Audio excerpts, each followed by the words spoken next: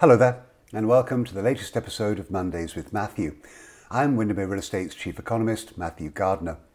Now, although there were only 3 data releases of interest last week, they were all very big ones. So let's get straight to the numbers. Last Monday, the National Association of Home Builders released their Housing Market Index for October, and the numbers were pretty mind-blowing. Builder confidence rose by 2 points to 85, and that broke the record that was set just last month. Now, it's also worthwhile noting that September and October, well, they were the only 2 months that we've actually seen the index rise above 80 since its inception back in 1985.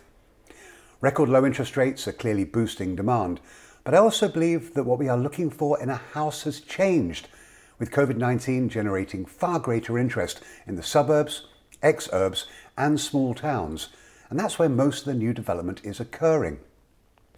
Now, any reading above 50 indicates that more builders view industry conditions as good rather than poor, and all the individual components of the index, builders' views of current and future sales conditions, as well as traffic, well, they are all now at record levels. Builders are feeling remarkably confident, and I think that they have every reason to be.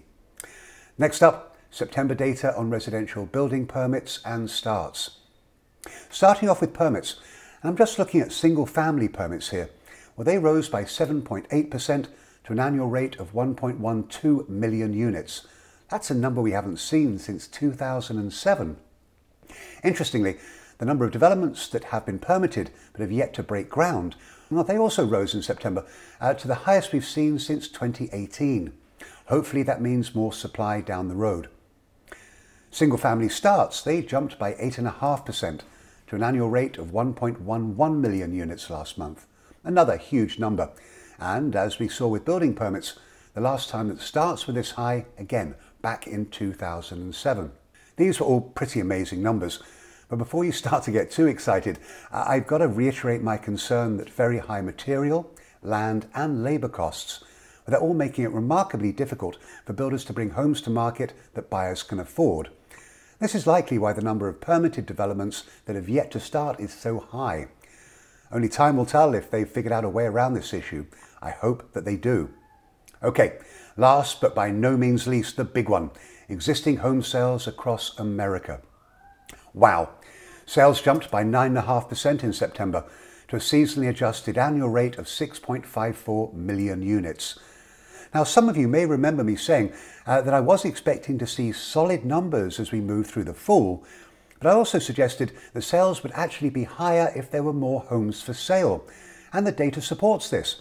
Available inventory dropped by 19.2% year over year to just 1.47 million units available. This is almost an all-time low. Now, at the current sales pace, that's only 2.7 months of supply. Now, that's the lowest number since the realtors began tracking this back in 1982. Now, it's also worthwhile mentioning the data showed vacation and resort home sales jumping. They were up by 34% year over year. I think this also further reinforces my belief that more people are looking to wherever they want because of their ability now to work from home. But it's not just that. I also think that because of COVID-19, many are buying resort homes as a replacement for traditional hotel-based vacations.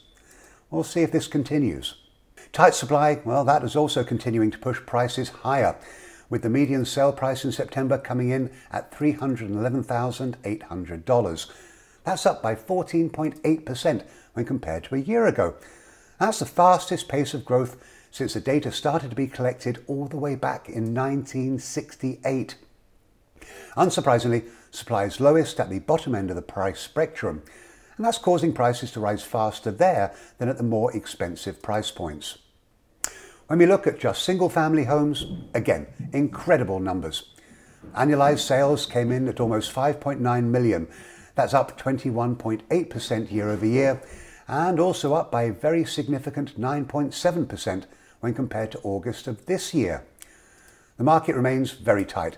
Just 1.2 million homes are for sale, months of supply coming in at 2.5, another record low. And prices are naturally reflecting massive demand and limited supply, with the median sale price measured at $316,200. That's up by 15.2% when compared to a year ago. We haven't seen this pace of price growth since back in 2005. And the numbers in the multifamily arena, well, they were also positive, but not by quite as much.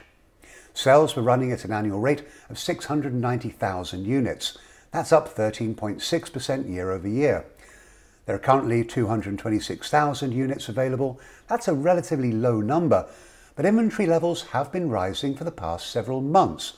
Now, I am thinking possibly that COVID-19 is leading to more owners coming to market. Now, that said, there still appears to be demand as prices rose by almost 10%, but sale prices were down by 0.2% when compared to August. Now, I'm not worried about this right now, but there is 4 months of inventory, essentially a balanced market, so it'll be worthwhile watching how the multifamily market acts as we move through the rest of the year. But more importantly, I'll be watching what happens next spring.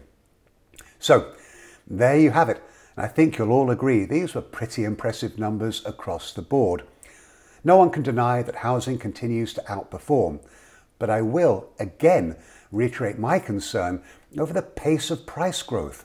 It's absolutely not sustainable, and it has to start tapering off at some point, but not quite yet.